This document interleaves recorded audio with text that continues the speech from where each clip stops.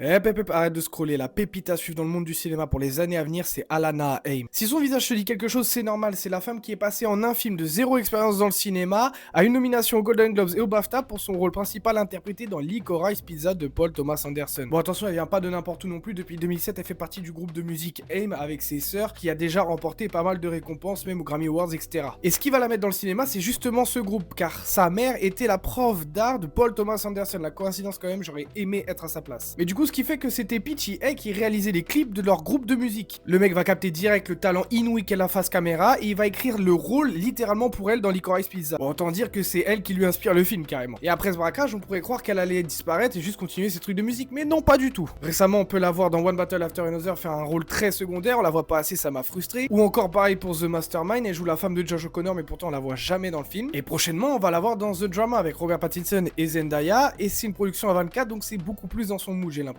Malgré la connexion que sa mère elle a avec Peachy, à la base c'est pas du tout une nepo baby. Sa mère, comme je vous l'ai dit, est une prof d'art et son père est un footballeur israélien. Bon, attention, je vous vois venir, vous inquiétez pas, je me suis renseigné avant de faire cette vidéo sur elle. Depuis les événements survenus à Gaza, même si ça fait très longtemps que c'est là, elle s'est jamais prononcée, elle est restée très discrète à ce sujet-là et elle est pas du tout sioniste ou pro-israélienne. Je pense même que si elle se prononce pas, c'est que c'est en contradiction avec ses origines qu'elle n'a pas choisies. Mais enfin bref, c'est une pépite à surveiller de très près pour les années à venir, ça va devenir une grande star à mon avis, j'adore son jeu d'actrice, elle est validée par le cinéma d'auteur, même par tout le cinéma game, et en plus ça, elle est entourée que d'acteurs mainstream, donc écoutez, elle a tout pour péter, un peu comme Florence Pugh, Timothée Chalamet dans leur début.